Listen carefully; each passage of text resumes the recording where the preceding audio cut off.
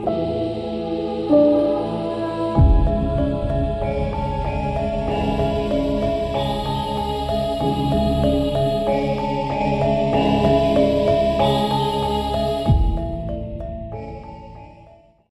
haula wa la quwwata illa billah, amma ba'd.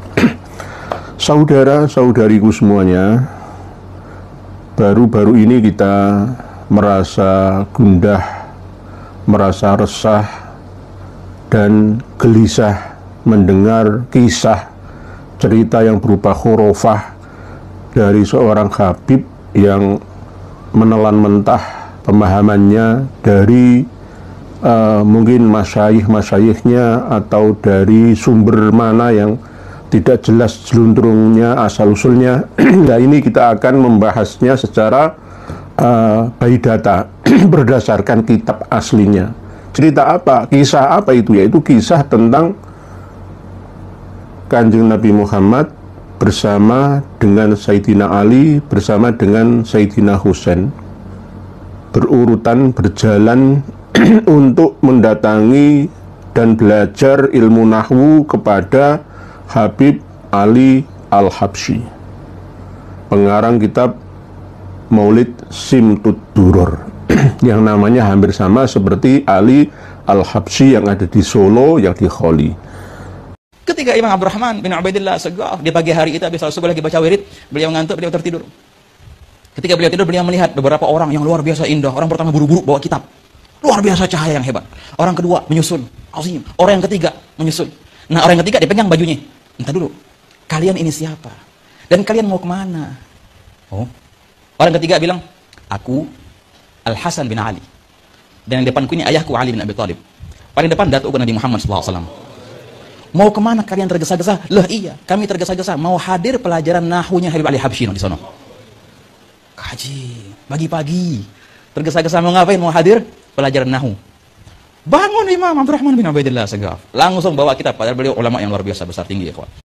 Ini berdasarkan bukan mimpi tapi sinah. Sinah itu sejenis kayak mengantuk ya, antara setengah tidur dan setengah terjaga. Sinah. Lah, ini akan kita kupas siapa yang berbohong, siapa yang mempropagandakan cerita khurafah atau takhayul ini, kita bongkar. Karena kebiasaan ya para Habib Alawi itu nambah-nambahi cerita dengan versi mereka sendiri, tidak berdasarkan catatan kitabi atau ada kitabnya, yakni sumbernya dari kitab Al-Fuyu atau Fuyudatul Bahril Mali. Ini kitabnya. Ini kitabnya. Jadi sampai kapanpun siapapun dari kalangan habaib Alawi yang berkhurafat ria akan kami kejar sampai kemana saja, pasti ketemu ya. Karena memang kitab-kitab seperti ini beredar di kalangan internal mereka sendiri, tidak diedarkan keluar klan mereka. Jika ada yang mengetahui seperti saya ini ya, mereka akan kecele. Jadi ada kitabnya, Fuyudatul Bahril Mali. Ini menceritakan tentang manakib dan cerita kabar dari Al-Habib Ali bin Habib Muhammad bin Husain bin Abdullah Al-Habsyi radhiyallahu anhu wa nafa'ana bihi amin, yang lahir pada tahun 1259, wafat 1333 Hijriyah. Nah, ini dikarang, dikumpulkan oleh Habib Toha bin Hasan As-Saqqaf atau As-Saggaf, Fuyudatul Bahril Mali, yang menceritakan tentang 3 orang yang berbaris, paling depan Rasulullah, tengah Sayyidina Ali Karamallahu Wajhah, yang paling belakang adalah Hasan bin Ali. Kitabnya ada ini, tapi tidak sesuai, tidak persis apa yang disampaikan oleh seorang Habib dari Kalimantan tersebut ya. Kelihatannya berapi-api ketika menyampaikan, tapi salah, dusta di atas dusta. Tidak berhati-hati menyampaikannya. Karena apa? Mereka atau dianya ya, Habib yang menyampaikannya itu mungkin nggak sadar akan ada yang mengoreksinya dan akan ada orang yang mencari sumber data kitabnya, menfitnah Habib Abdurrahman bin Ubaidillah As-Saggaf, katanya yang bermimpi atau sinah setelah sholat subuh, ngantuk, tertidur, bersandar di tiang, ya tiang tempat belajar. Yang tiang di sana itu bukan tiang orang, tapi tiang saja bisa berbicara. Di sana itu sudah ampuh luar biasa ya. Ini fotonya Habib Abdurrahman bin Ubaidillah As-Saggaf atau As-Saqqaf, pernah ke Indonesia ini waktu mau mendamaikan gegeran antara Al-Irsyad dengan Ba'alawi, Rabithah Alawiyah yang ada di Indonesia. Ini fotonya itu ini. Habib Abdurrahman bin Ubaidillah As-Saggaf atau As-Saqqaf. Ini. Padahal saya dengan para Habib Ba'alawi yang paling lebih condong ada keobjektivitasannya dalam menelaah keilmuan leluhurnya, itu malah beliau itu. Nah, ini difitnah oleh Habib tersebut, katanya yang bermimpi itu adalah Habib Abdurrahman bin Ubaidillah As-Saggaf ini, padahal tidak. Tidak, ini namanya fitnah. Paling-paling ya itu tadi, Habib yang menyampaikan cerita khurafat itu tadi nggak menyangka nggak akan ada yang mengoreksinya, karena nggak mungkin mereka atau kita ini punya kitabnya. Sekarang kita bongkar, ini baru 1 lembar 2 lembar saja, belum yang lainnya. Oleh sebab itu kan sering saya sampaikan ya, kita wajib sekarang, bukan sunnah, wajib setiti, hati-hati, teliti, mencurigai kitab karya Ba'alawi atau kitab karya eksternal Ba'alawi yang disalin oleh Ba'alawi, atau kitab karya eksternal Ba'alawi atas permintaan atau hubungan keilmuan, kekerabatan, pertemanan dengan Ba'alawi. Ini kata kunci 3 ini. Nah, ini jelas. Nanti kita akan tampilkan halamannya, halaman 161 sampai halaman 162. Yang versi PDF-nya nanti akan kita sampaikan ke panjenengan semua. Nah, ini yang saya baca versi cetakan kitabnya. Ini sudah pernah dibahas oleh Romo Kiai Agus atau Gus Aziz Jazuli. Cuma beliau tidak menampilkan kitabnya gitu. Nah, ini kita akan tampilkan sebagai bukti, bahkan saksi. Nah, nanti jika ada ingin mengetahui mana buktinya. Nah, ini sekarang ada buktinya bahwa Habib Ali Al-Habsyi itu dulu sering ngajar ilmu nahwu ketika waktu habis sholat subuh, ya, habis sholat subuh. Begitu juga waktu-waktu tertentu beliau ada yang mengkritiknya, untuk apa belajar ilmu dohir, ya, lebih baik belajar ilmu batin atau ilmu-ilmu tasawuf yang bermutu gitu. Ya, tapi tetap beliau lakukan mempelajari ilmu nahwu. Perlu kita ketahui bersama bahwa kaidah nahwu yang pertama kali mencetuskannya itu adalah sahabat Nabi, ya, yakni Abul Aswad Ad-Du'ali. Tapi waktu itu ya tidak sama seperti kaidah-kaidah nahwu sekarang ini. Sekarang kan lebih disempurnakan, ya. Kalau dulu ada nahwu wadih, jurumiyah, imriti, sekarang alfiyah, ada alfiyah ya, dari Andalusia itu. Terus ada setelah alfiyah itu balaghah, Jawahirul Maknun atau Uqudul Juman. Nah, ini membahas tentang nahwu, gramatika bahasa Arabia atau tata bahasa Arab yang meliputi ada fa'il dan maf'ul. Sebenarnya tidak itu lengkapnya, atau kalau jumlah ismiyah itu dari mubtada khobar, terdiri dari mubtada khobar. Kalau jumlah fi'liyah terdiri dari fi'il, fa'il dan maf'ul. Jadi tidak hanya itu saja sebenarnya, ya, ada fi'il madhi, fi'il mudhari', masdar. Misalkan nasara yansuru nasron fahuwa nasirun wa dzaka mansurun unsur la tansur mansurun mansurun min surun. Misalkan daraba yadribu darban fahuwa daribun wa dzaka madrubun idrib la tadrib madrubun madrubun midrubun fataha yaftahu fathan fahuwa fatihun wa dzaka maftuhun, dan seterusnya. Berhubungan dengan sorof, perubahan kalimat per kalimat dalam bahasa Arab. Nah ini kita akan kupas halaman 162 kalau di sini. Bismillahirrahmanirrahim. Qala al-mu'allifu rahimahullahu ta'ala nafa'ana bihi bi ulumi fid dharain. Subhanaka la ilma lana illa ma 'allamtana innaka antal alimul hakim. Wa ana kuntu muwalli'an bi ilmin nahwi katsiran. Saya terjemah bahasa Arab ini ke Indonesia. Wala abtadi'ul tadris kulla yaumin ba'da sholati subhi illa fi ilmin nahwi. Saya selalu berkecimpung dalam mempelajari atau mengajar ilmu nahwu dalam kurun waktu yang banyak atau lama, dan saya juga tidak memulai mempelajari setiap hari setelah sholat subuh kecuali membahas tentang ilmu nahwu. Hatta qomat indi al-asya, sehingga ada hal-hal yang kami jalani setelah mengajar ilmu nahwu tersebut. Wa qultu kulla yaumin abtadi'u minas subhi qama zaidun jaa zaidun. Dan saya berkata, setiap hari saya memulai dari waktu sholat subuh dengan membahas tentang qama zaidun, zaidun berdiri, jaa zaidun, zaidun datang. Nah ini jaa zaidun, qama zaidun, nasara zaidun, umaron, nah misalkan, dan seterusnya dan seterusnya. Ini bagi kalangan pesantren lebih mengetahuinya.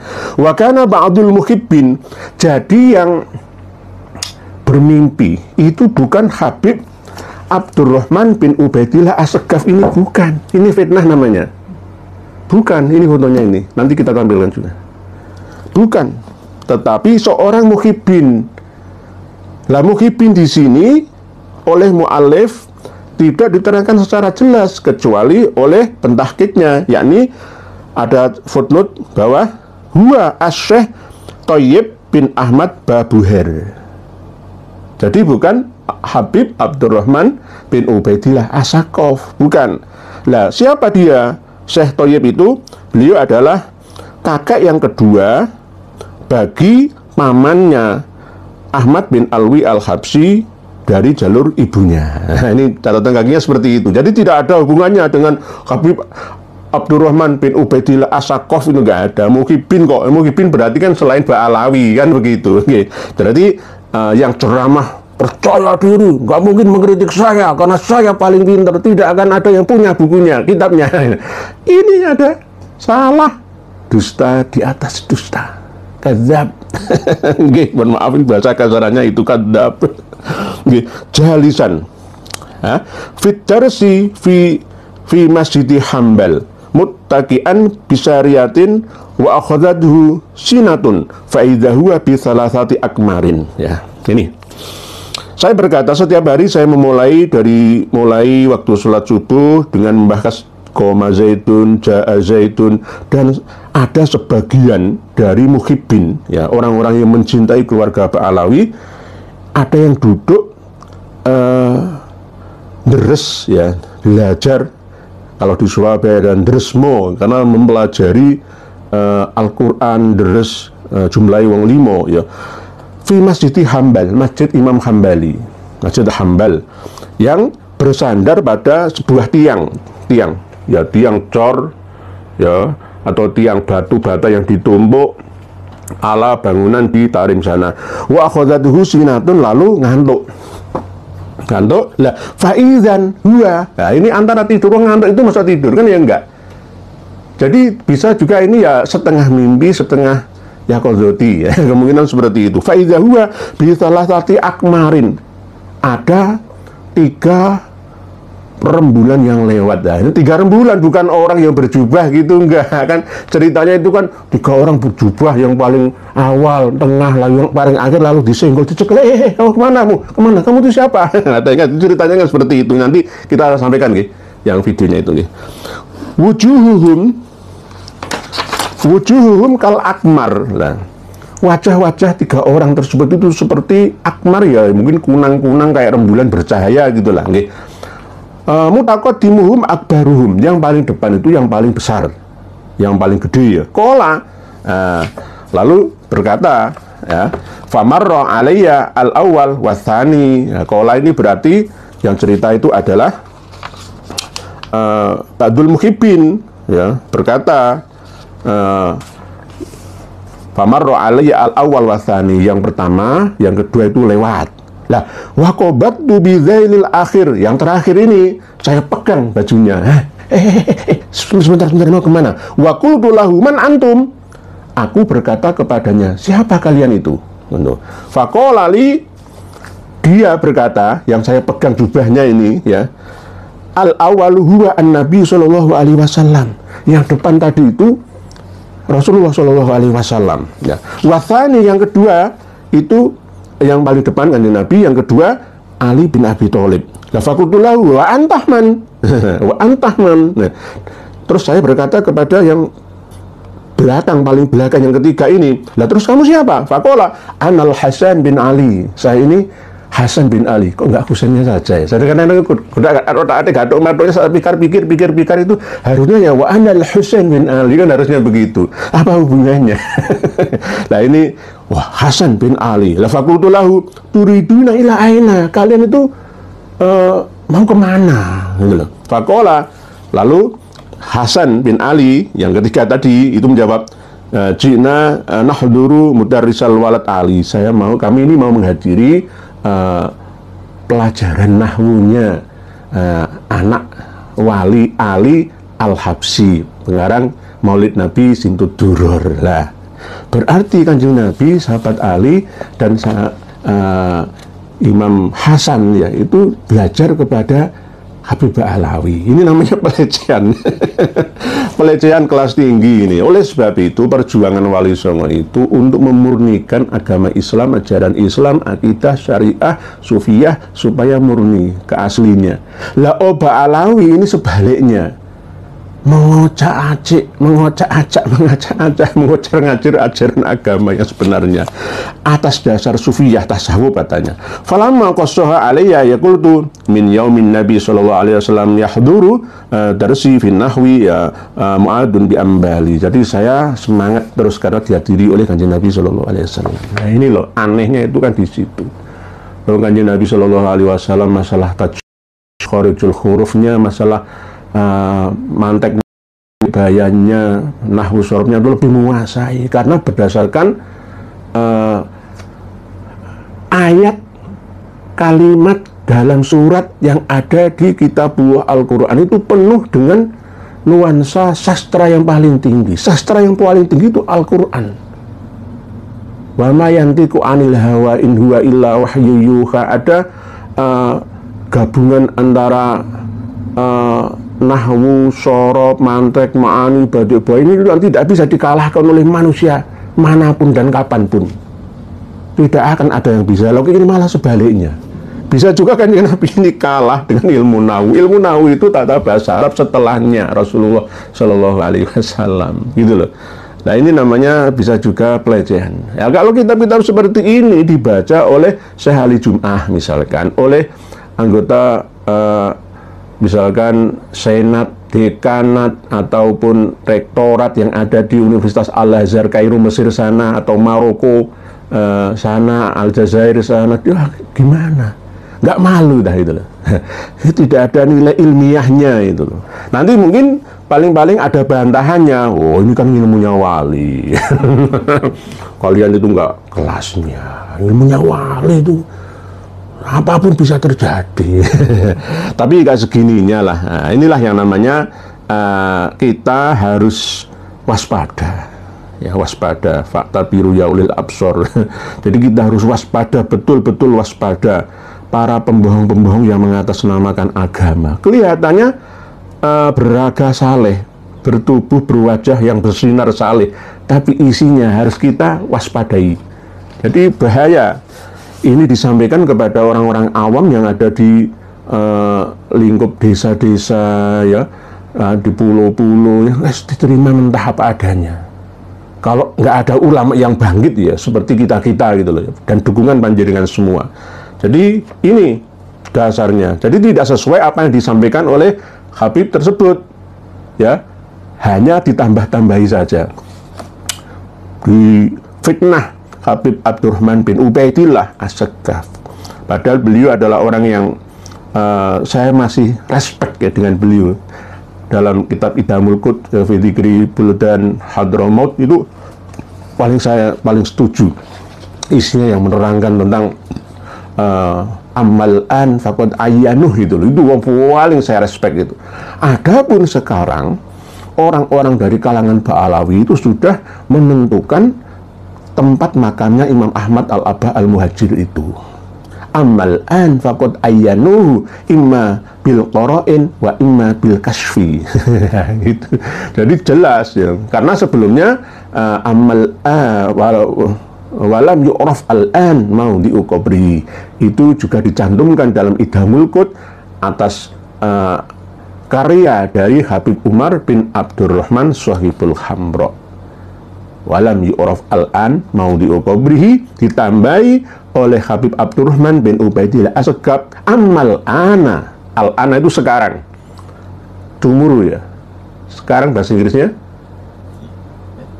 sekarang. Jadi today today besok. Jadi sekarang mereka orang-orang sudah menentukan yang dibangun ya.